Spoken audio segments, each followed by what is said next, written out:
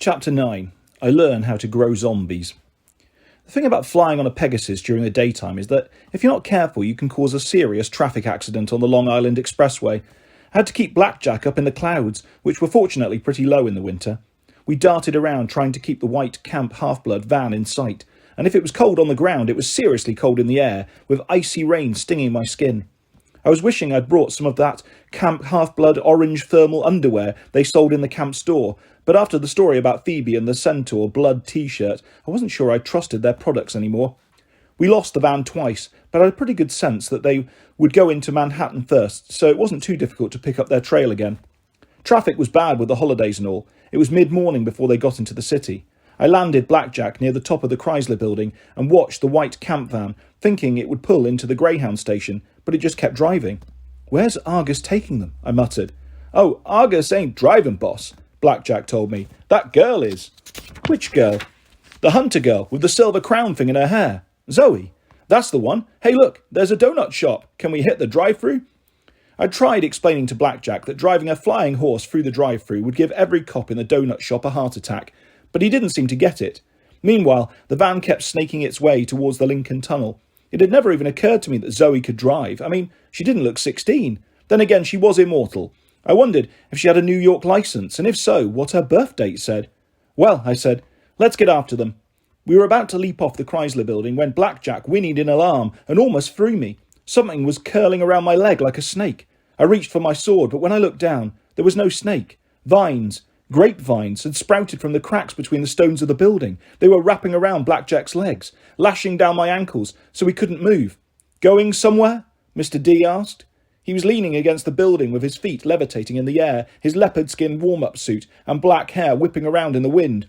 "God alert!" Blackjack yelled. "It's the wine dude." Mr. D sighed in exasperation. "The next person or horse who calls me the wine dude will end up in a bottle of Merlot." "Mr. D." I tried to keep my voice calm as the grapevines continued to wrap around my legs. What do you want?" "Oh, what do I want? You thought perhaps that the immortal, all-powerful director of camp would not notice you leaving without permission? Well, maybe. I should throw you off this building, minus the flying horse, and see how heroic you sound on the way down." I balled my fists. I knew I should keep my mouth shut, but Mr. D was about to kill me or haul me back to camp in shame, and I couldn't stand either idea. "Why do you hate me so much? What did I ever do to you?" Purple flames flickered in his eyes. "You're a hero, boy. I need no other reason." "I have to go on the quest. I've got to help my friends. That's something you wouldn't understand." Boss," Blackjack said nervously, "seeing as how we're wrapped in vines 300 metres in the air, you might want to talk nice." The grapevines coiled tighter around me. Below us, the white van was getting further and further away. Soon, it would be out of sight. "Did I ever tell you about Ariadne?" Mr. D asked. "Beautiful young princess of Crete. She liked helping her friends too. In fact, she helped a young hero named Theseus, also a son of Poseidon. She gave him a ball of magical thread that let him find his way out of the labyrinth. And do you know how Theseus rewarded her?" The answer I wanted to give was, "I don't care," but I didn't figure that would make Mr. D finish his story any faster. "They got married," I said. "Happily ever after. The end." Mr. D sneered. "Not quite. Theseus said he would marry her. He took her aboard his ship and sailed for Athens. Halfway back on a little island called Naxos, what's the word you mortals use today? He dumped her. I found her there, alone, heartbroken, crying her eyes out. She had given up everything, left everything she knew behind, to help a dashing young hero who tossed her away like a broken sandal." "That's wrong," I said. "But that was thousands of years ago. What's that got to do with me?" Mr. D regarded me coldly. "I fell in love with Ariadne, boy. I healed her broken heart, and when she died, I made her my immortal wife in Olympus. She waits for me even now. I shall go back to her when I am done with this infernal century of punishment at your ridiculous camp." I stared at him. You're married? But I thought you got in trouble for chasing a wood nymph." "My point is, you heroes never change. You accuse us gods of being vain. You should look at yourselves. You take what you want, use whoever you have to, and then you betray everyone around you. So you'll excuse me if I have no love for heroes. They are selfish, ungrateful. Ask Ariadne, or Medea, for that matter. Ask Zoe Nightshade." "What do you mean, ask Zoe?" He waved his hand dismissively. "Go, follow your silly friends." The vines uncurled from around my legs. I blinked in disbelief. You're letting me go, just like that?" The prophecy says at least 2 of you will die. Perhaps I'll get lucky and you'll be one of them. But mark my words, son of Poseidon, live or die, you will prove no better than the other heroes." With that, Dionysus snapped his fingers. His image folded up like a paper display. There was a pop, and he was gone, leaving a faint scent of grapes that was quickly blown away by the wind. "Too close," Blackjack said. I nodded, though I almost would have been less worried if Mr. D had hauled me back to camp. The fact that he'd let me go meant he really believed we stood a fair chance of crashing and burning on this quest. "Come on, Blackjack," I said, trying to sound upbeat. "I'll buy you some donuts in New Jersey." As it turned out, I didn't buy Blackjack donuts in New Jersey. Zoe drove south like a crazy person, and we were into Maryland before she finally pulled over at a service station. Blackjack nearly tumbled out of the sky. He was so tired. "I'll be okay, boss," he panted. Just catching my breath." "Stay here," I told him. "I'm going to scout." "Stay here. I can do that." I put on my cap of invisibility and walked over to the convenience store. It was difficult not to sneak. I had to keep reminding myself that nobody could see me. It was hard too, because I had to remember to get out of people's way so they wouldn't slam into me. I thought I'd go inside and warm up, maybe get a cup of hot chocolate or something.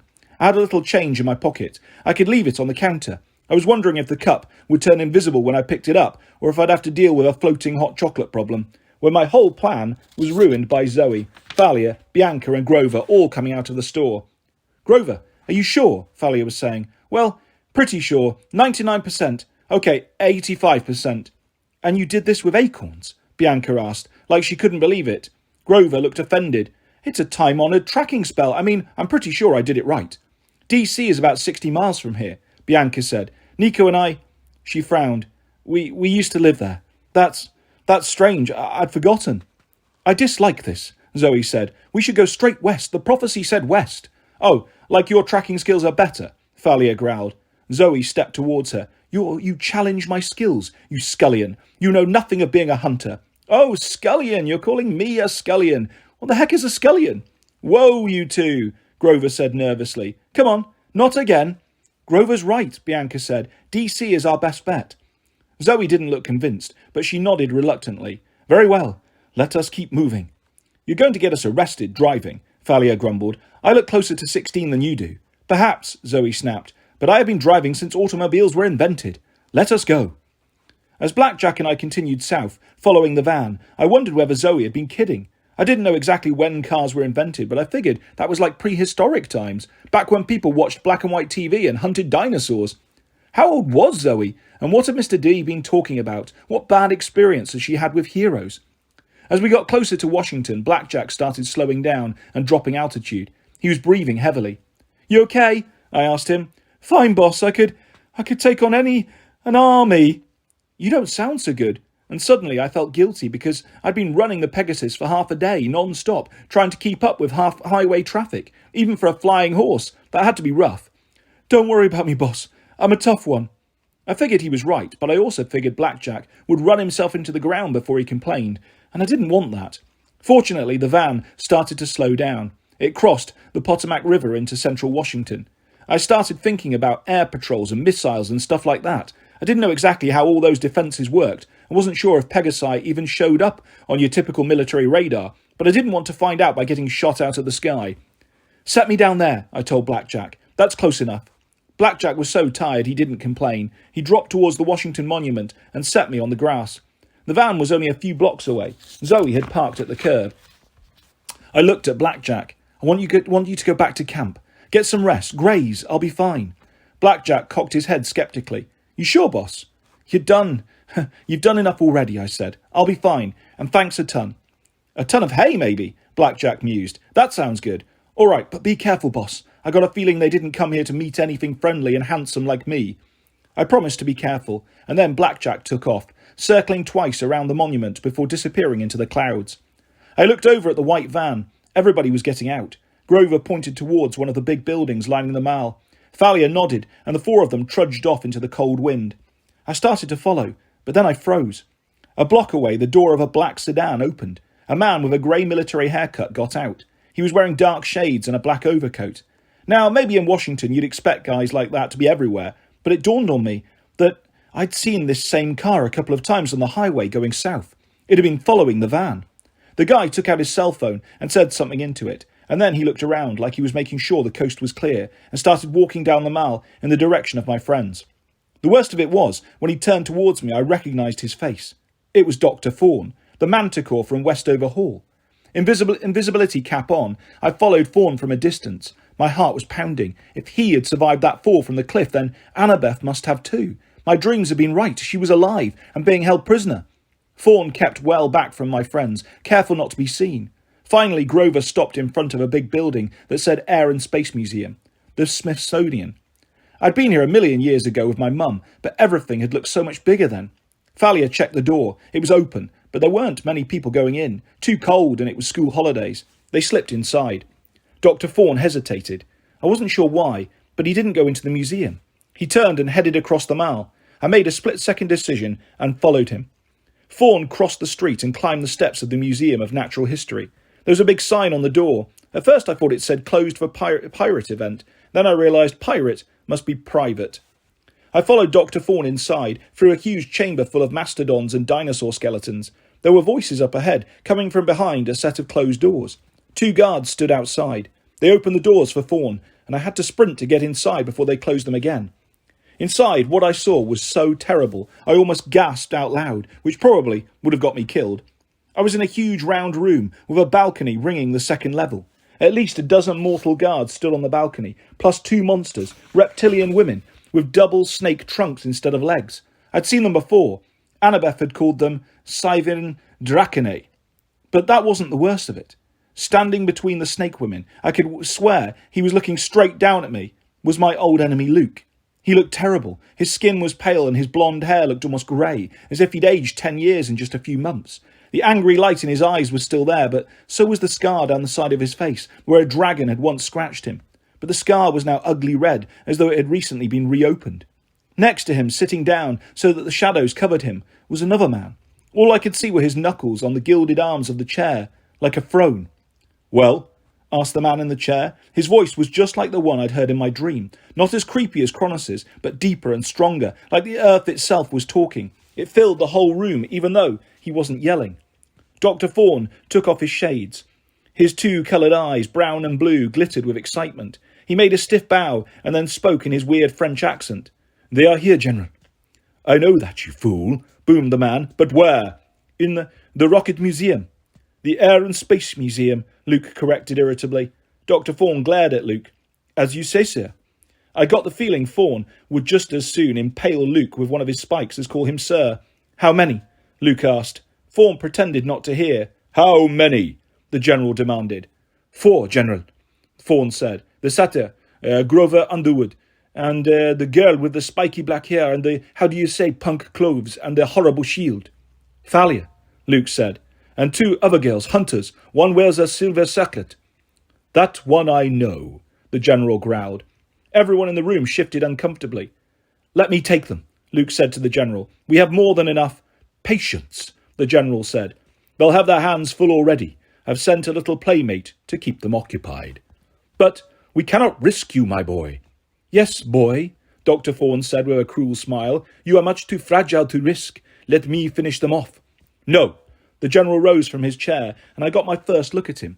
He was tall and muscular, with light brown skin and slicked back dark hair. He wore an expensive brown silk suit, like the guys on Wall Street wear. But you'd never mistake this dude for a broker.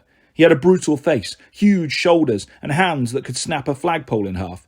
His eyes were like stone. I felt as if I were looking at a living statue. It was amazing. He could even move. "You have already failed me, Fawn," he said. "But, General, no excuses." Fawn flinched.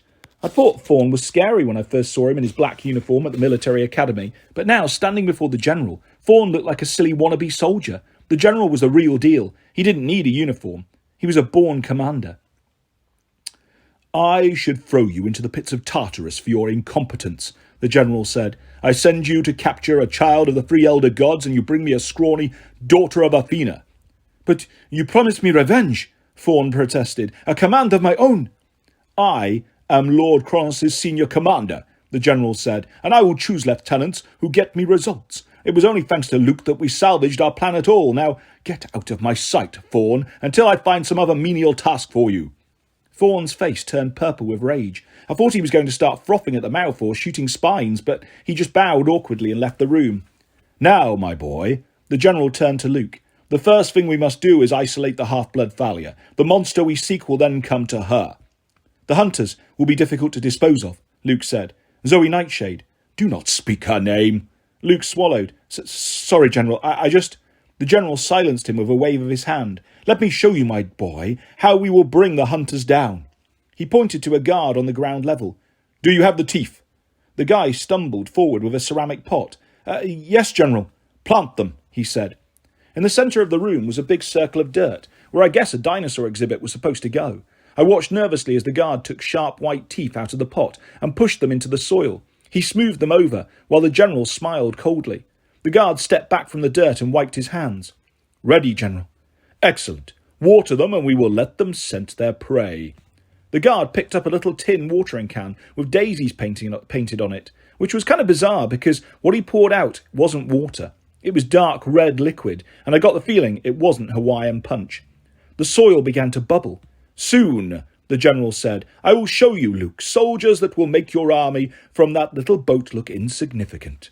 Luke clenched his fists. I've spent a year training my forces. When the Princess Andromeda arrives at the mountain, they'll be the best. Ha ha ha ha, the general said. I don't deny your troops will make a fine honour guard for Lord Kronos, and you, of course, will have a role to play.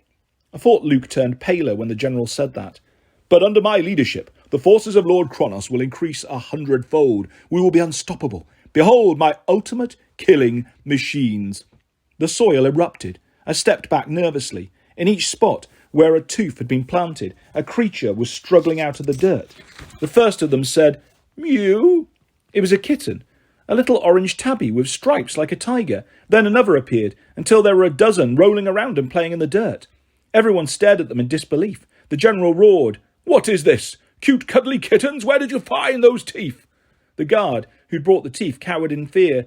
From the exhibit, sir, just like you said, the saber-toothed tiger. No, you idiot. I said the Tyrannosaurus. Gather up those infernal fuzzy little beasts and take them outside and never let me see your face again. The terrified guard dropped his watering can. He gathered up the kittens and scampered out of the room. You, the general pointed to another guard. Get me the right teeth now. The new guard ran off to carry out his orders. Imbeciles, muttered the general. This is why I don't use mortals, Luke said. They are unreliable. They are weak-minded, easily bought and violent, the general said. I love them. A minute later, the guard hustled into the room with his hands full of large pointy teeth. Excellent, the general said. He climbed into the balcony railing and jumped down 6 meters. Where he landed, the marble floor cracked under his leather shoes. He stood wincing and rubbed his shoulders. Curse my stiff neck. Another hot pad, sir? A guard asked. More Tylenol? No, it will pass. The general brushed off his silk suit and then snatched up the teeth. I shall do this myself. He held up one of the teeth and smiled. Dinosaur teeth. Ha! Those foolish mortals don't even know when they have dragon teeth in their possession. And not just any dragon teeth. These come from the ancient Cyberus herself. They shall do nicely. He planted them in the dirt, 12 in all, and then he scooped up the watering can. He sprinkled the soil with red liquid, tossed the can away, and held his arms out wide. Rise! The dirt trembled. A single skeletal hand shot out of the ground, grasping at the air. The general looked up at the balcony. Quickly, do you have the scent? Yes, Lord, one of the snake ladies said. She took out a sash of silvery fabric, like the kind the hunters wore. Excellent, the general said. Once my warriors catch its scent, they will pursue its owner relentlessly. Nothing can stop them. No weapons known to half-blood or hunter. They will tear the hunters and their allies to shreds. Toss it here. As he said that, skeletons erupted from the ground. There were 12 of them, one for each tooth the general had planted. They were nothing like Halloween skeletons, or the kind you might see in cheesy movies. These were growing flesh as I watched, turning into men, but men with dull grey skin, yellow eyes and modern clothes, skin-tight grey vests, camo trousers and combat boots. If you didn't look too closely, you could almost believe they were human, but their flesh was transparent and their bones shimmered underneath like X-ray images. One of them looked straight at me, regarding me coldly, and I knew that no cap of invisibility would fool it. The snake lady released the scarf, and it fluttered down towards the general's hand. As soon as he gave it to the warriors, they would hunt Zoe and the other hunters until they were extinct. I didn't have time to think. I ran and jumped with all my might, ploughing into the warriors and snatching the scarf out of the air. "What's this?" bellowed the general. I landed at the feet of a skeleton warrior, who hissed. "An intruder!" the general growled. "One cloaked in darkness. Seal the doors." "It's Percy Jackson," Luke yelled. "It has to be." I sprinted for the exit, but heard a ripping sound and realised the skeleton warrior had taken a chunk out of my sleeve. When I glanced back, he was holding the fabric up to his nose, sniffing the scent, handing it around to his friends. I wanted to scream, but I couldn't. I squeezed through the door just as the guard slammed it shut behind me. And then I ran. Chapter 10. I break a few rocket ships. I tore across the Mall, not daring to look behind me. I burst into the Air and Space Museum and took off my invisibility cap once I was through the admissions area. The main part of the museum was one huge room with rockets and aeroplanes hanging from the ceiling. 3 levels of balconies curled around, so you could look at the exhibits from all different heights. The place wasn't crowded, just a few families and a couple of tour groups of kids, probably doing one of those holiday school trips. I wanted to yell at them all to leave, but I figured that would only get me arrested. I had to find Thalia and Grover and the hunters. Any minute the skeleton dudes were going to invade the museum, and I didn't think they would settle for an audio tour.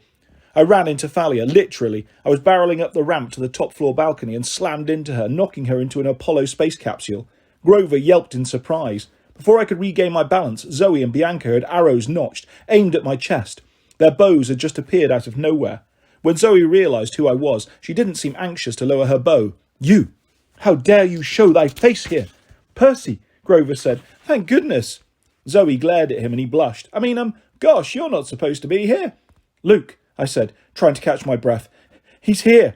The anger in Thalia's eyes immediately melted. She put her hand on her silver bracelet. "Where?" I told them about the Natural History Museum, Dr. Thorne, Luke and the General. "The General is here." Zoe looked stunned. "That is impossible. You lie." "Why should I lie? Look, there's no time. Skeleton warriors." "What?" Thalia demanded. "How many?" 12, I said, and that's not all. That guy, the General, he said he was sending something, a playmate to distract you over here, a monster. Thalia and Grover exchanged looks. "We were following Artemis's trail," Grover said. "I was pretty sure it led here, some powerful monster scent. She must have stopped here looking for the mystery monster, but we haven't found anything yet." "Zoe," Bianca said nervously, "if it is the General." "It cannot be," Zoe snapped. "Percy must have seen an iris message or some other illusion." "Illusions don't crack marble floors," I told her. Zoe took a deep breath, trying to calm herself. I didn't know why she was taking it so personally, or how she knew this general guy, but I figured now wasn't the time to ask. "If Percy is telling the truth about the skeleton warriors," she said, "we have no time to argue. They are the worst, the most horrible. We must leave now." "Good idea," I said. "I was not including thee, boy," Zoe said. "You are not part of this quest." "Hey, I'm trying to save your lives." "You shouldn't have come, Percy," Thalia said grimly. "But you're here now. Come on, let's get back to the van." "This is not thy decision," Zoe snapped. Thalia scowled at her. "You're not the boss here, Zoe. I don't care how old you are, you're still a conceited little brat." "You never had any wisdom when it came to boys," Zoe growled. "You never could leave them behind." Thalia looked like she was about to hit Zoe, and then everyone froze. I heard a growl so loud I thought one of the rocket engines was starting up. Below us, a few adults screamed. A little kid's voice screeched with delight. "Kitty!" Something enormous bounded up the ramp. It was the size of a pickup truck, with silver claws and golden glittering fur. I'd seen this monster once before. 2 years ago, I'd glimpsed it briefly from a train. Now up close and personal, it looked even bigger. "The Nemean lion," Thalia said. "Don't move." The lion roared so loudly, he parted my hair. His fangs gleamed like stainless steel. "Separate on my mark," Zoe said. "Try to keep it distracted." "Until when?" Grover asked. "Until I think of a way to kill it. Go!" I uncapped Riptide and rolled to the left. Arrows whistled past me and Grover played a sharp tweet-tweet cadence on his reed pipes. I turned and saw Zoe and Bianca climbing the Apollo capsule. They were firing arrows, one after another, all shattering harmlessly against the lion's metallic fur. The lion swiped the capsule and tipped it on its side, spilling the hunters off the back. Grover played a frantic, horrible tune, and the lion turned towards him, but Thalia stepped into its path, holding up a Aegeus, and the lion recoiled. "Roar!" "Hi-ya!" Thalia said. "Back!" The lion growled and clawed the air, but it retreated as if the shield were a blazing fire. For a second, I thought, Thalia had it under control, and then I saw the lion crouching, its leg muscles tensing. I'd seen enough catfights in the alleys around my apartment in New York. I knew the lion was going to pounce. "Hey!" I yelled.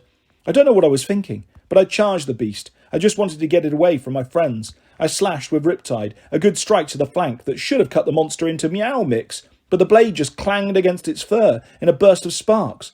The lion raked me with its claws, ripping off a chunk of my coat. I backed against the railing. It sprang at me, half a ton of monster. I had no choice but to turn and jump. I landed on the wing of an old-fashioned silver aeroplane, which pitched and almost spilled me to the floor, 3 stories below.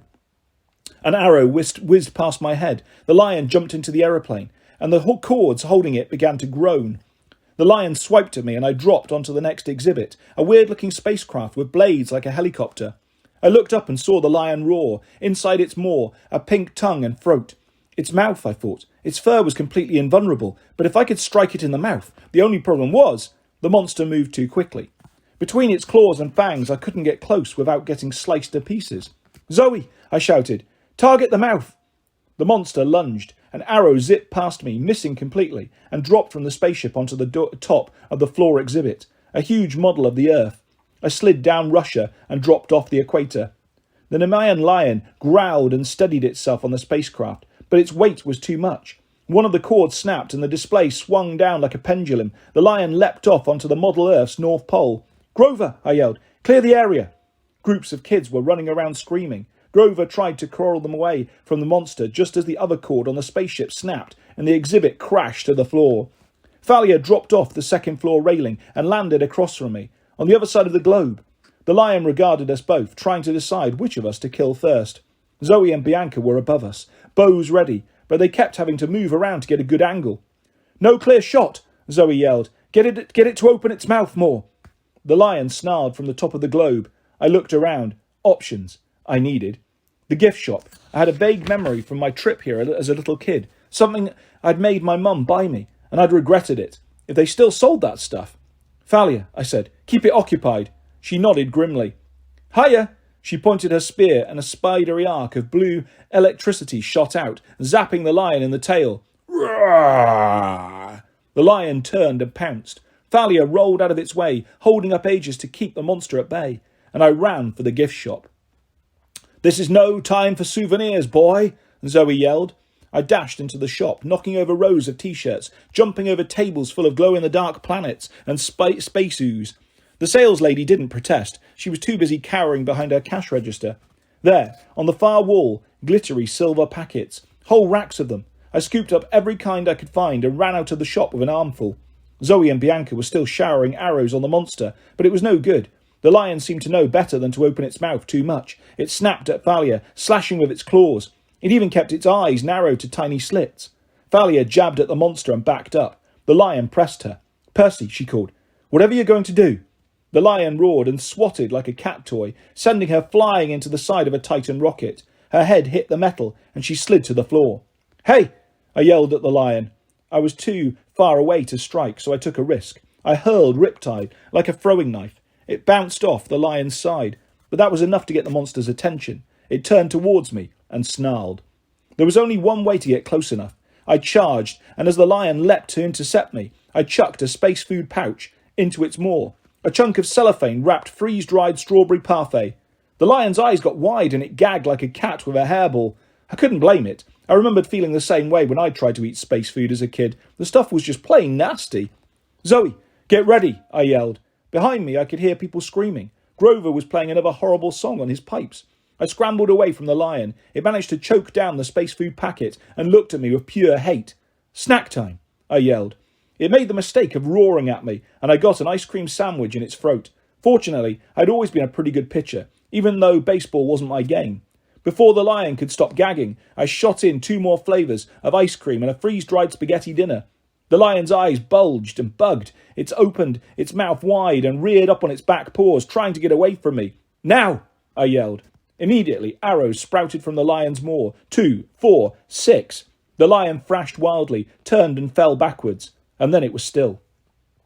Alarms wailed throughout the museum. People were flocking to the exits. Security guards were running around in a panic with no idea what was going on. Grover knelt at Thalia's side and helped her up. She seemed okay, just a little dazed. Zoe and Bianca dropped from the balcony and landed next to me.